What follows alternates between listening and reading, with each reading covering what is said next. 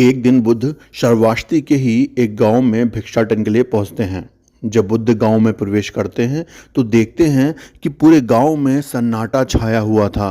दूर दूर तक कोई भी व्यक्ति नजर नहीं आ रहा था। बुद्ध उस गांव के पहले द्वार पर जाते हैं और कहते हैं, भिक्षाम देहि, परंतु भीतर से कोई नहीं आता है। बुद्ध दूसरे द्वार पर जाते हैं परंतु कोई भी दरवाज़ा नहीं खोलता है। बुद्ध तीसरे द्वार पर जाते हैं परंतु उसमें से भी कोई व्यक्ति बाहर नहीं आता है। फिर अचानक एक दरवाज़ा खुलता है जिसमें से एक व्यक्ति बाहर निकलता है और वह जल्दी से बुद्ध का हाथ पकड़ता है और उन्हें अपने घर के अंदर ले जाता है और कहता है, क्षमा करें बुद्ध, परंतु इस समय आप बाहर नहीं जा सकते हैं। डाकू अंगुलीमाल को श्रावस्ती की सीमा पर देखा गया है। सभी गांव वाले डर के मारे अपने अपने घरों की खिड़कियां बंद करके बैठे हुए हैं। बुद्ध उस व्यक्ति से पूछते हैं, कौन है ये अंगुलीमाल और उससे इतना भय क्यों है? वह कहता है, अंगुलीमाल एक राक्षस है। उसे जो भी मनुष्य मिलता है, बच्चा, वृद्ध स्त्री, पुरुष, यहाँ तक कि सन्यासी भी, वो किसी को भी नहीं छोड़ता है। महाराज प्रसेनजित के सैनिक भी उससे डरते हैं। बुद्ध उस व्यक्ति से पूछते हैं, क्या वह सब धन के लालच में करता है? वह व्यक्ति कहता है, नहीं, धन का उसे कोई लालच नहीं है। वह जब भी किसी मनुष्य पर वार करता है तो उसकी उंगली काटकर अपने गले की माला बनाता है, इसीलिए उसका नाम उंगली माल पड़ गया है। बुद्ध ने उस व्यक्ति से कहा, ठीक ही किया जो तुमने मुझे उसके बारे में बताया। वो व्यक्ति कहता है, कृपया कर आप बाहर ना जाएं, वह आप पर भी वार कर सकता है। बुद्ध कहते हैं, भय से अपनी राह छोड़ दो, ऐसा मैंने कभी नहीं किया। मुझे भिक्षा मांग देख जन जन के हृदय में उंगली माल का भय कम होगा। वह व्यक्ति कहता है, नहीं बुद्ध, आप बाहर मत जाइए, वो बहुत खतरनाक है। गौतम बुद्ध कहते हैं, वह खतरनाक नहीं, दुखी है और मुझे उसके पास जाना होगा, उसे मेरी आवश्यकता है। इतना कहकर बुद्ध उस व्यक्ति के पास से चले जाते हैं और कुछ दूर चलने के बाद बुद्ध वन में प्रवेश करते हैं। वन में चारों ओर सन्नाटा छाया हुआ था। दूर दूर तक ना तो कोई मनुष्य और ना ही कोई पशु पक्षी दिख रहा होता है, परंतु बुद्ध अपने मार्ग पर आगे बढ़ते रहते हैं।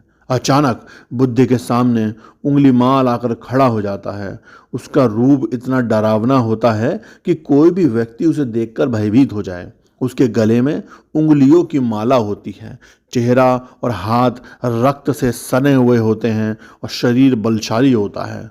उसका रूप इतना भयानक होता है कि किसी भी साधारण व्यक्ति के प्राण तो उसे देखते ही उड़ जाएं, परंतु बुद्ध पर उंगली माल के डरावने रूप का कोई असर नहीं पड़ा।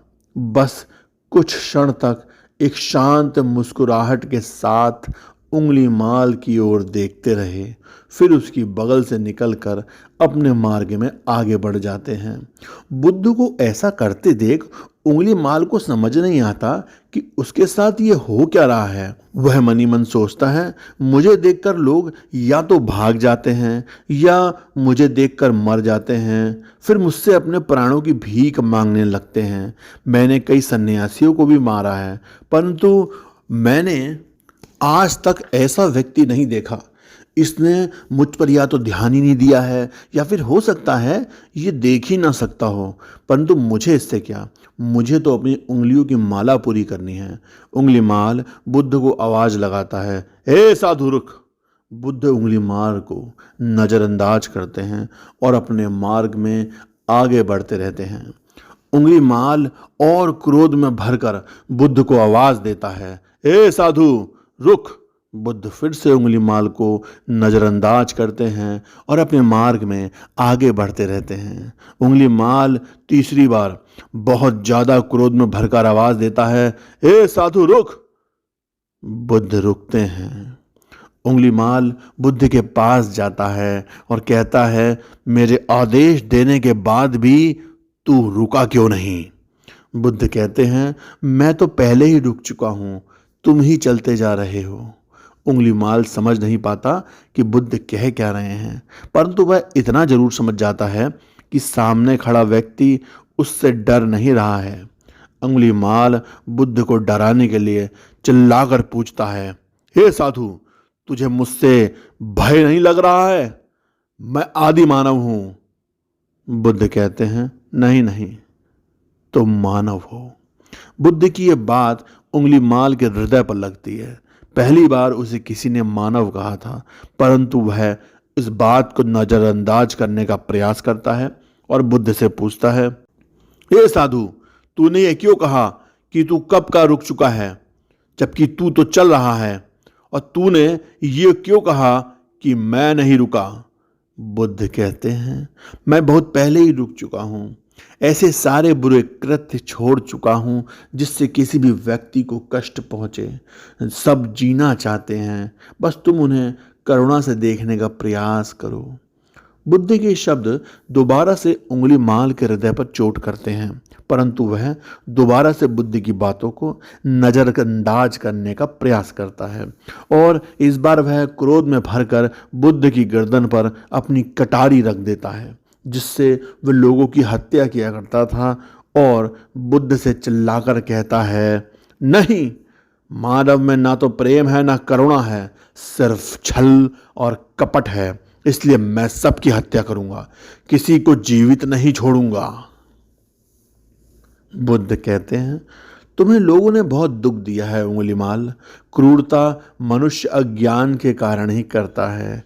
ईर्ष्या, द्वेष, मोह माया, ये सभी अज्ञान की संतानें हैं, परंतु वह व्यक्ति ही है जिसमें दया, करुणा, सद्भाव, समझ का उदय भी होता है। बुद्ध के ये वचन सुनकर अंगुली माल का खुद पर से संयम हट जाता है। उसे समझ में ही नहीं आता है कि पहली बार उसे अपना आपा इतना कमजोर क्यों महसूस हो रहा है। वह कोशिश तो करता है क्रोध करने की, परंतु क्रोध कर नहीं पाता है। वह बड़ी हिम्मत जुटाकर क्रोधित होने का नाटक करता है। बुद्ध से कहता है, तुम और व्यक्तियों जैसे नहीं लग रहे हो। बुद्ध कहते हैं, मैं हर व्यक्ति जैसा ही हूं, बस जागृत हो यह सिद्ध कर रहा हूं कि हर व्यक्ति में जागने की क्षमता है। मेरा मार्ग क्रूरता को दया में परिवर्तित करता है। बुद्ध कहते हैं, मैं हर व्यक्ति जैसा ही हूं, बस जागृत हूं। यह सिद्ध कर रहा हूं कि हर व्यक्ति में जागने की क्षमता है। मेरा मार्ग क्रूरता को दया में परिवर्तित करता है। उंगली माल, तुम अनजाने में घृणा के पथ पर हो, बस इस क्षण रुक जाओ। तुम्हारे भीतर भी ये क्षमता है कि तुम दया और करुणा के पथ पर चल सको। इतना सुनते ही उंगली माल के हाथ से कटारी जमीन पर गिर जाती है। उसकी आंखों से आंसू बहने लगते हैं। भला कोई कब तक बुद्ध को अनदेखा करेगा। उंगली माल रोते हुए बुद्ध से पूछता है, क्या आप वही हैं जिन्हें लोग बुद्ध कहते हैं, जो लोगों को मुक्ति के मार्ग पर चलना सिखाते हैं? बुद्ध कहते हैं, हाँ, मैं वही हूँ और तुम्हें भी मुक्ति के मार्ग पर ले जाना चाहता हूँ। उंगली माल कहता है, परंतु अब मैं बहुत दूर निकल गया हूँ। मैंने बहुत सारी हत्याएं करी हैं, बहुत पाप करे हैं। अब मैं चाहकर भी वापस नहीं लौट सकता और मेरा वापस लौटना असंभव है। गौतम बुद्ध कहते हैं, असंभव कुछ भी नहीं है, जब जागो तब सवेरा। अंगुली माल कहते हैं, मैं अब पुनः जीवन की ओर नहीं मुड़ सकता, बहुत देर हो चुकी है। बुद्ध कहते हैं, तुम में इतनी चेतना है कि तुम जानते हो कि जो तुमने अब तक किया वो बुरा था। इसका अर्थ यह है, तुम जानते हो कि क्या अच्छा है और क्या बुरा। उंगली माल, जिस दिन से तुमने अच्छा कार्य करना शुरू कर दिया, उस दिन से तुम्हारा एक नया जीवन शुरू हो जाएगा। उंगली माल कहता है, मैं कितने भी अच्छे कार्य क्यों ना कर लूं, परंतु लोग मुझे उसी दृष्टि से देखेंगे, मुझे चैन से जीने नहीं देंगे।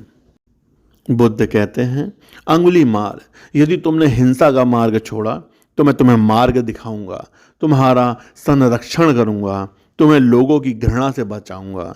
बस पहला कदम तुम्हें उठाना होगा।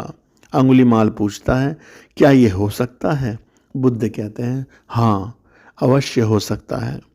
तुम में असामान्य बुद्धि है उंगलीमाल, तुम परम सत्य के पथ पर बहुत आगे जाओगे। उंगलीमाल रोते हुए बुद्ध के चरणों में गिर पड़ता है और कहता है, मैं आपको वचन देता हूँ, मैं आपको वचन देता हूँ, मैं सारे बुरे कृत्य छोड़ दूंगा। बुद्ध कहते हैं, मैं शिष्य नहीं बनाता, बल्कि व्यक्ति स्वयं मेरे संग से जुड़ते हैं। उंगलीमाल उसी समय बुद्ध का भिक्षु बन जाता है। यहाँ पर एक बात समझनी जरूरी है। बुद्ध किसी को भी शिष्य या भिक्षु नहीं मानते थे। जो भी व्यक्ति उनके साथ जुड़ता था उसे केवल मार्ग दिखाते थे और वह मार्ग पर चलता था। भिक्षु और शिष्य शब्द केवल संघ से जुड़ने वालों लोगों की पहचान होती थी। बुद्ध का भिक्षु बनने के बाद उसका नाम अहिंसक पड़ जाता है। बुद्ध ने जैसा उसका नाम रखा था ठीक वैसा ही वह बन चुका था। जब अहिंसक प्रथम बार अन्य भिक्षुओं के साथ एक गांव में भिक्षाटन के लिए जाता है तो गांव के कुछ लोग उससे बदला लेने के लिए उसे लाठी डंडों से पीटने लगते हैं। जब ये बात बुद्ध को पता चलती है तो वे तुरंत उसे बचाने के लिए उसके पास पहुंचते हैं और अपने शरीर को उन लाठी डंडों के बीच में ले आते हैं जो अहिंसक को पड़ रहे थे।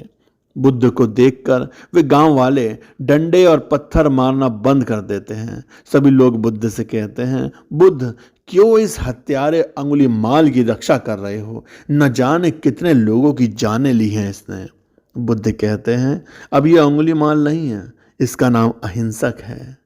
अब यह आपकी तरह ही एक साधारण मानव है। गांव वाले कहते हैं, ऐसा आदमी कभी नहीं बदल सकता। बुद्ध कहते हैं, ये बदल चुका है, बस आप सब लोग इसे अपनी पुरानी दृष्टि से देखना बंद कर दें। यदि यह उंगलीमाल होता तो क्या आप में से किसी में भी इतना साहस या बल होता कि कोई इसे एक उंगली भी लगा सके?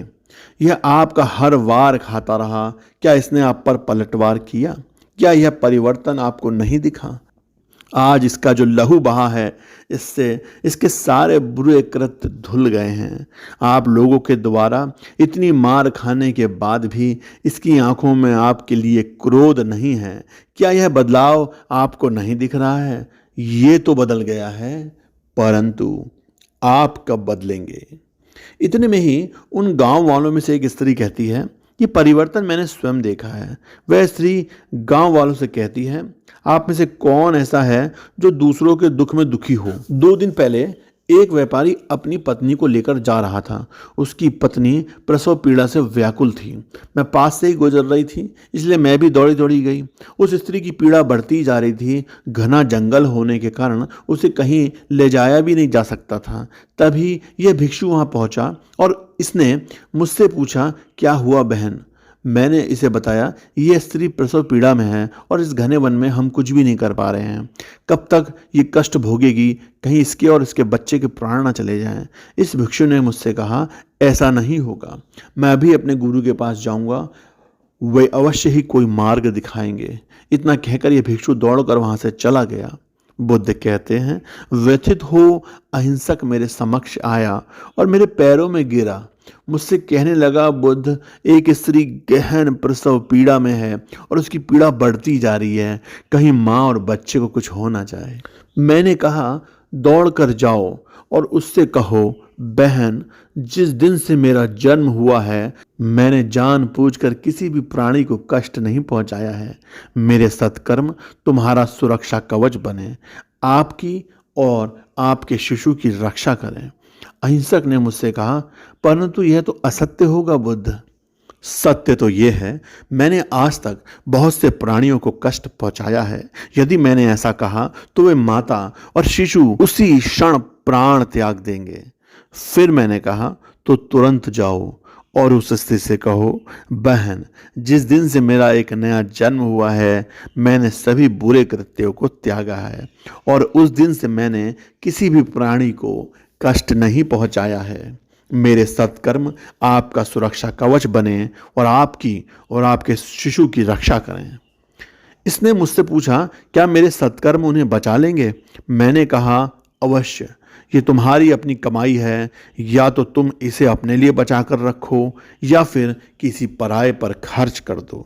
अपने कमाए सत्कर्म को किसी पराये पर न्यौछावर करने से पहले अहिंसक ने एक भी क्षण नहीं सोचा और यह उसी समय उस स्त्री और उसके शिशु की जान बचाने के लिए वहां से चला गया। वह स्त्री कहती है, यह भिक्षु दौड़कर वहां आया। अभी वह स्त्री गहन प्रसव पीड़ा से जूझ ही रही थी। इसने अपने दोनों हाथ जोड़े, आंखें बंद करके कहने लगा, बहन, जिस क्षण से मैं भिक्षु बना हूं उस क्षण के बाद मैंने कोई भी ऐसा कृत्य नहीं किया जिससे किसी भी प्राणी को कष्ट पहुंचे। मेरे सत्कर्म आपके लिए सुरक्षा कवच बने, आपकी और आपके शिशु की रक्षा करें। इतना कहते ही उस स्त्री ने एक प्यार से बच्चे को जन्म दिया। यह बात बताते हुए स्त्री व्यथित होकर बोलती है, हे बुद्ध, इन लोगों को इनको मारने दीजिए और तब तक मारने दीजिए जब तक कि इनके मन का क्रोध शांत ना हो जाए और बाद में ये पश्चाताप की अग्नि में जलें। बुद्ध कहते हैं, कर्म और गुणों के भंडार हो तुम। आज तुमने अपने नाम अहिंसक को सिद्ध कर दिया। बुद्ध और स्त्री की बात सुन वे सभी गांव वाले कहते हैं, आप सही कह रहे हैं बुद्ध, अहिंसक बदल चुका है, हमसे ही देखने में भूल हो गई। दोस्तों, लोग सोचते हैं कि उन्होंने बहुत सारे गलत काम किए हुए हैं। अब इन गलत कामों को सुधारने के लिए कोई भी विकल्प नहीं है। पर इस पर गौतम बुद्ध कहते हैं, चाहे आपने अब तक कितने भी बुरे काम किए होंगे, अगर आप एक विचार को अपने मन में लाते हैं कि अब मुझे कुछ सही करना है, तो वही विचार आपके रूपांतरण का कारण बन सकता है। पर सबसे ज़रूरी बात यह है कि क्या तुम पहला कदम उठाने के लिए तैयार हो?